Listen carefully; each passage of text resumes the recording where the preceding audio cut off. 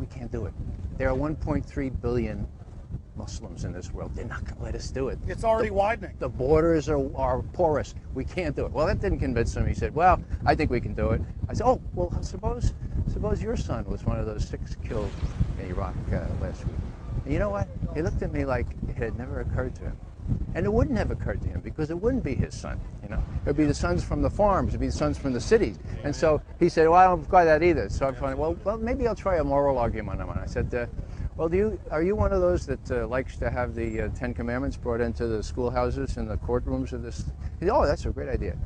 I said, well, you know, if memory serves, there's one that says, thou shalt not covet thy neighbor's oil. I mean goods. Don't bear false witness. There's one, don't forever what. There's one that says you shouldn't steal. And there's also one against killing, if I remember correct. So maybe you want to subtract 4 and bring in the 6 commandments into the schoolhouses and the courtrooms of this world. Get real. I said, this is a moral issue. We shouldn't be going around killing unarmed civilians and causing more violence where violence is endemic. And what did he say? He turned on his heel, marched out to his SUV, prayed for cheap gasoline, and drove home. I want the oil. Let's educate them, bring them into democracy, and take their oil. Apparently somebody took too much yellow acid and got the story wrong. The majority of the construction, and the vast majority, like I'd say 90% of the construction that I saw wasn't with the Iraqis, it was with the American bases they were building. Concrete structures, incredibly permanent, designed to house thousands of soldiers for a long period of time. The American people are being kept in the dark about all this. If it weren't for shows like yours and for a few others and the internet, people would never have a chance to learn the truth of this. What Cindy Sheehan has done is brought a human dimension to this. They said, look, people are getting killed, including my son. A lot of Iraqis are getting killed. Why don't we face up to whether this war makes any sense at all? Do we really want to have our young people sacrificed for what? We don't know. We don't know what's going on. To tell you the truth, my kids don't know the things that are involved in the decisions I make at my house. And that doesn't mean that they need to be involved in the decisions, because I know better than they know. It's because I'm more informed, and I'll give him that same benefit. You know, we did elect him. Where have we lost our freedom? All across the... Where? They're using Homeland Security against topless bars. They're using Homeland Security against toy store owners. They're using Homeland Security against pot dealers, and that's wrong. They're using Homeland Security, quote, against gang members. It's admitted. Are you familiar that the Gulf of Tonkin never happened? LBJ tapes have now been released. We went to war. Well, you know, I just got to point out to Wolfowitz and Pearl and Feith and Abrams and Wormsers, you know, people like that, who this has been their plan, and it's about, you know, it's about imperialism. It's about abusing a nation's natural resources.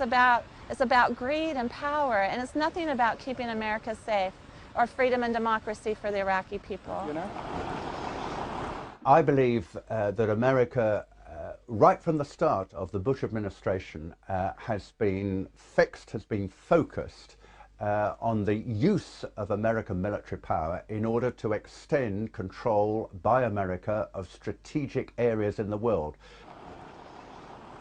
Now we have the Downing Street minutes, which show that as early as July 23, 2002, the head of British intelligence, just back from Washington, said to his prime minister, it's a done deal, the decision for war is inevitable, the war will be, quote, justified by the conjunction of terrorism and weapons of mass destruction, and intelligence and facts would be fixed around the policy of war. There's the proof that the intelligence, all this justification in quotes for the war, was a fraud from day one.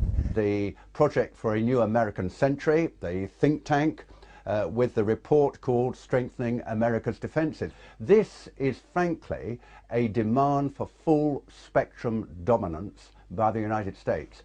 I think the most chilling aspect of the Project for a New American Century document is this kind of transformation of our foreign policy, this kind of strengthening of America's defenses is a revolutionary change, and is not going to come. It's not going to happen at all quickly, absent a new catalyst of massive proportions. For example, a new Pearl Harbor.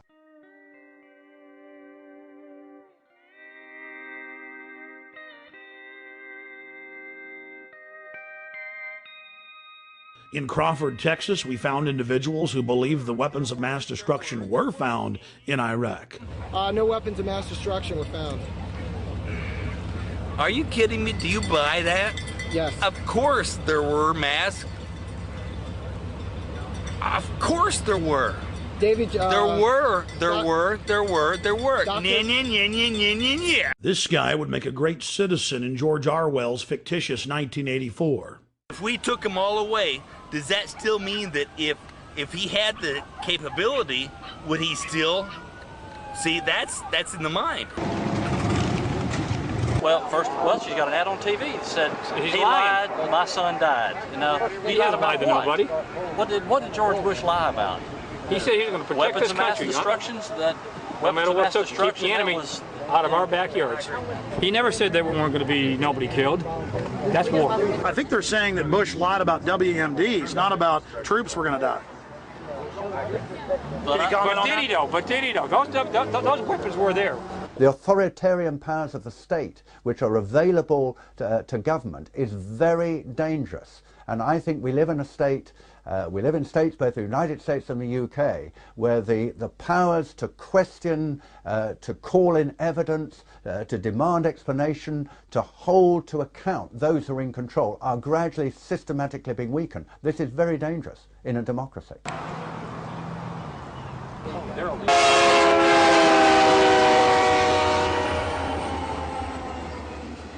Now, Dick Cheney and John Bolton and others have been saying Iran poses an immediate danger. They could get a nuclear weapon before we know it. All the same things they said about Iraq. And so we have to do something about that now. You know, he said the same thing about Iraq, and like you said, he was caught red-handed. It's proven to be lies. Why should we believe him about Iran? I'm pleased to tell you, American people, that the National Intelligence Estimate just put out on Iran says that Iran cannot possibly have a nuclear weapon for 10 more years. Let me say that one more time. Iran can't be a nuclear power, weapons-wise, for 10 more years. We have to look at whether our governments are creating enemies so that they can justify what they do. Of course, two of the biggest funders of American presidential campaigns are the oil industry and the arms industry. And it's in their interests that we invade places like Iraq. We're going to let the Israelis, or we're going to do it ourselves, attack the nuclear facilities in Iran. Now, people say, that's crazy. That is absolutely crazy. I agree. The problem is, folks, the people running our policy toward Iraq and Iran were widely known in the 1980s when I was briefing the Vice President and others as the crazies, okay? The crazies. You come in on Monday morning and somebody would say, guess what the crazies did late Friday night? And you'd know exactly who the reference was. It was to Wolfowitz, it was to Pearl. So all the same folks, some of them who have deserted the sinking ship like proverbial rats, okay? But it was Feith, Wolfowitz, and the rest of them. They were the crazies. There's a lot of other people that are have a dissenting opinion about this war, and has another view of this war other than Cindy Sheehan, and other people have lost sons in this war and daughters. She needs to really go home and do this little protest some other way besides trying to make things sound like she's the only voice of America. 3 weeks later, this gentleman and many others got their wish. Free speech was banned for hundreds of square miles around Bush's Crawford Ranch. Now you can only protest on private property or designated free speech zones where no one can even see your protest. Look, tourist stuff's popped up now. Let freedom ring. We decided to cap off our day in Crawford by traveling down the public highway to where the Secret Service had blocked off the public road 2 miles before the entrance to Bush's ranch.